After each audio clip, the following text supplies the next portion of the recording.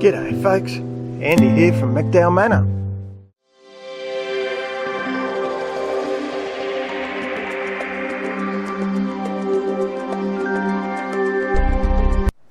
G'day, I wanted to talk today about, and I'm not even sure what to call this.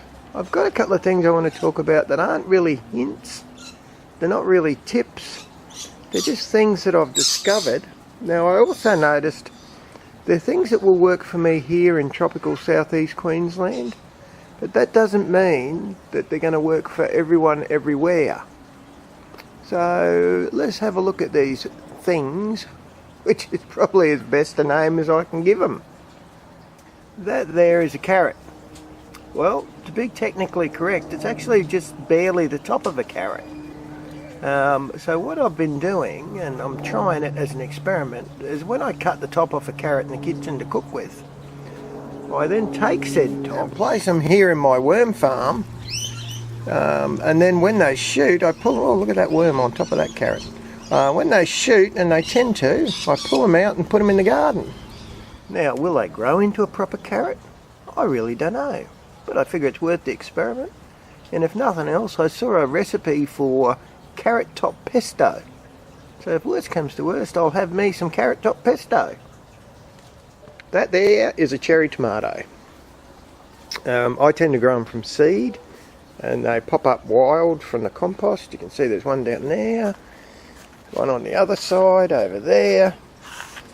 But I haven't eaten a tomato for over a month because I very foolishly left them. They all kind of expired at once, and by the time these ones have caught up now, it's been over a month, I haven't had a bloody tomato. So what I'm going to do, I think, is try and plant a new seedling every week. I'll keep an eye out. If I get volunteers, that's wonderful. I'll pick them up and I'll move them to somewhere I think they'll do well. But we're lucky here in the subtropics because I can literally plant tomatoes all year long. So that's going to be the plan, folks. Now, see that there? That's right. No, not that silver beet. No, this empty patch of nothing. That's my garlic bed. Now, what I reckoned is I've got it on the south side of the yard, which over here means it doesn't get much sun in winter. So let me show you what I'm testing. Oh, that was Benny's little snooter. Over here on the north side of the yard, where we get a lot more sun, is my new garlic bed. Now I've got about 6 bulbs. That's actually an elephant garlic, which really is technically an onion.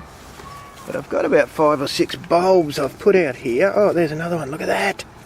That are clearly doing a whole lot better than I've ever done before. So this will be an interesting test. It may simply be that I'm not a garlic failure, I just had them in the wrong place where they were getting no sun. That's my lemonade tree. It's done quite well this year, got quite a number of lemonades off that.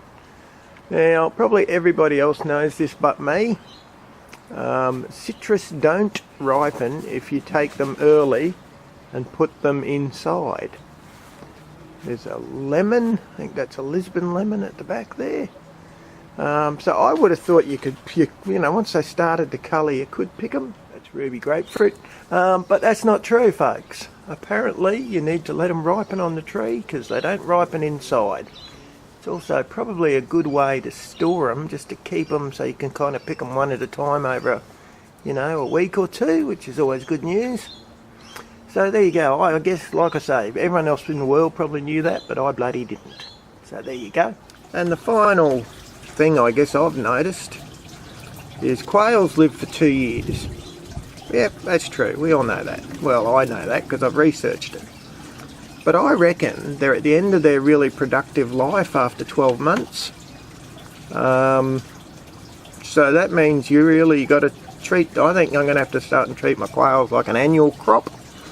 At the end of 12 months I accept that, well, guess what, they're slowed down now. They're not going to lay anywhere near as often.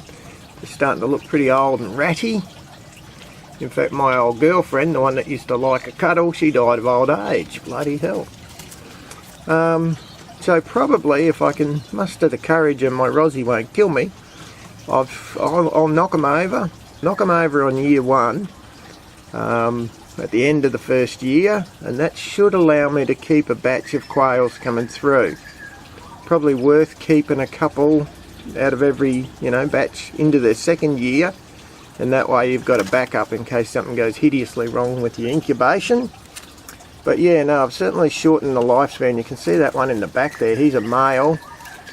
He's sort of a bit stiff and sorry now. This is the one here, she's a female. You can see the back of her head where all the feathers get pulled off from him mounting her. It's a pretty bloody rough life as a quail, I've got to say. Holy cow. Anyway, so there you go. That's my 5 things that I have observed. Can't call them hints, can't call them tips. I don't know what to call them except for things. 5 things. Alright folks, you have a good one.